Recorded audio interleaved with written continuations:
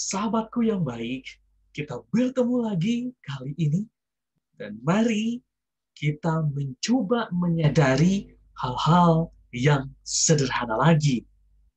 Kali ini saya memulai dengan sebuah quotes yang saya dapatkan dari satu dua sumber. Dan quotes itu dalam bahasa Inggris bunyinya demikian. We are not in the same boat, but we are all in the same storm. Kita tidak berada di atas perahu yang sama, tetapi saat ini kita berada di dalam badai yang sama. Badai yang sama itu maksudnya, para sahabatku yang baik, adalah COVID-19 yang sedang terjadi saat ini. Kita tahu bahwa semua orang mengalami dampak dari COVID ini. Baik para sahabat yang berada di level paling bawah dengan perjuangan kehidupan mereka yang juga tidak bisa kita bayangkan bagaimana mereka harus berjuang dalam hidupnya, maupun mereka-mereka yang berada pada status ekonomi yang berada di atas. Mereka dan kita semua sedang berjuang. Ada mereka-mereka yang kemudian mesti harus berjuang lebih banyak dari orang lain, dan ada mereka-mereka yang sedikit berjuang untuk kehidupan mereka, dan akhirnya mereka masih bisa mengalami kehidupan sehari-hari yang lebih baik. Di dalam badai yang sama ini, kita tahu bahwa setiap orang berjuang untuk hidup. Mereka melakukan segala upaya, mereka melakukan segala hal, tentu dalam koridor-koridor kemampuan masing-masing, agar mendapatkan kehidupan yang layak. Di sana kemudian kita bertemu dua sisi yang berbeda, tetapi satu di dalam kehidupan manusia untuk menghadapi badai ini. Sisi yang pertama adalah bahwa di dalam perjuangan itu, manusia, kita akan terus berhadapan dengan batas-batas kemampuan diri. Batas-batas itu mulai kelihatan ketika dalam pekerjaan ada yang mengalami perampingan. Dalam pekerjaan ada yang kemudian mengalami pemotongan salary. Dalam pekerjaan ada yang mengalami bisnis tidak berjalan dengan cukup bagus. Batas itu kita bisa mulai ketemu dan akhirnya kemudian membawa level-level emosi tertentu. Pertempuran emosi di dalam diri akhirnya terjadi. Kebingungan akhirnya kemudian muncul. Dan untuk memikirkan step by step, mulai muncul pemikiran-pemikiran, mulai muncul refleksi-refleksi apa yang mesti harus dilakukan. Ada orang-orang yang kemudian harus banting setir, para sahabat. Saya sangat tahu dari banyak sahabat saya yang melakukan hal yang seperti begini. Seorang kenalan saya mengatakan, masa COVID ini orang-orang lebih mengenal saya sebagai penjual buah daripada seorang guru.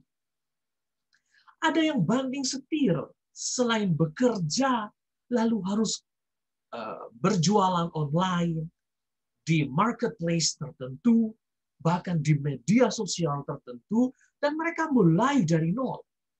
Di sana ada permainan-permainan emosi, ada hal-hal yang baru juga yang terus dieksplorasi.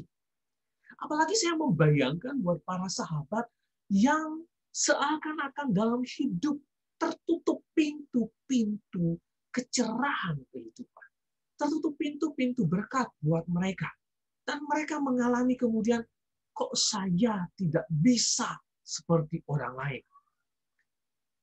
Dalam konteks ini misalnya, saya coba menyampaikan Misalnya anak-anak sekolah. Ada anak-anak sekolah di daerah-daerah, di kota-kota besar, yang mengalami bahwa proses belajar jarak jauh buat mereka itu gampang saja. Tetapi di daerah-daerah tertentu, dengan keluarga-keluarga para sahabat yang mengalami perjuangan terlalu besar, ada titik-titik yang mungkin tidak bisa kita pahami dari sisi kita, tetapi dari mereka ada hal yang lebih. Bagaimana tidak, sahabat?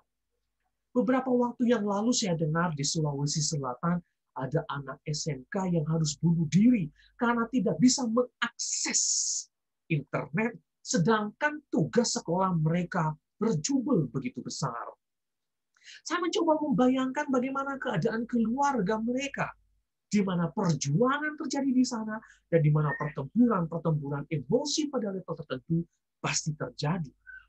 Di Kalimantan yang baru-baru ini saya dengar, para sahabat, ada anak SMP yang juga bunuh diri karena tidak mampu menyelesaikan pekerjaan dari sekolah yang begitu banyak karena keterbenturan pada jaringan internet.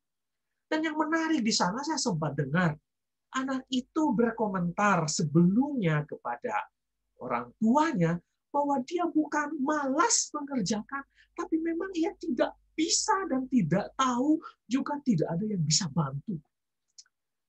Para sahabatku yang baik, mari kita lihat bagaimana pertempuran emosi yang ada di sana.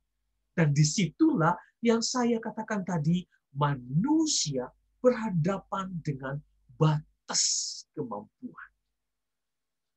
Ketika berada pada badai yang sedang terjadi ini. Di sisi yang lain, manusia memiliki daya dalam kehidupan mereka. Saya mencoba menempatkan daya yang paling besar, daya yang paling utama dalam kehidupan kita adalah hati kita. Hati kita inilah yang kemudian yang memungkinkan kita nantinya tetap sebagai manusia.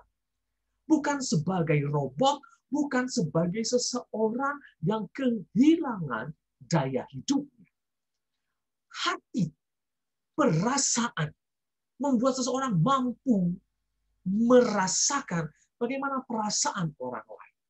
Hati memampukan setiap orang merasakan bahwa bagaimana kehidupan saya ini harus bisa menjangkau hal-hal tertentu.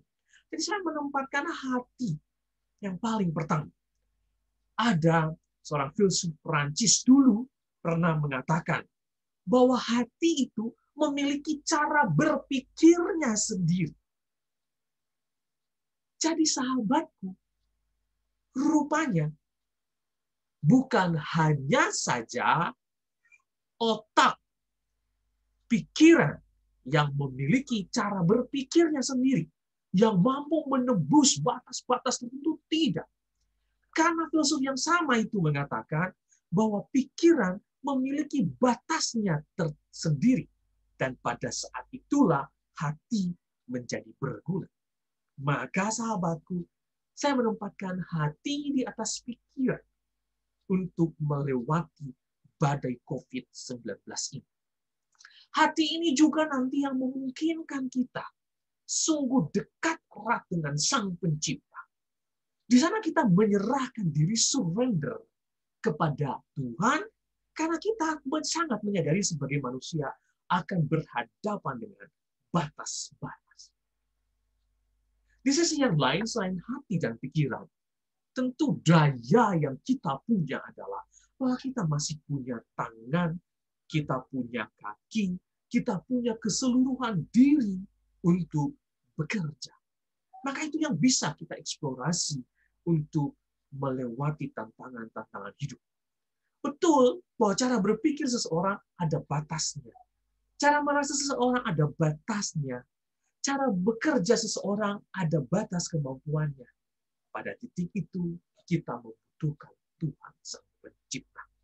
Selain itu, sahabatku, ada para sahabat yang lain. Ada orang-orang yang juga turut berjuang bersama dengan kita. Dan saya berharap hal sederhana ini mampu membuat kita berefleksi bersama tentang perjuangan kehidupan. Semangat untuk kita semua.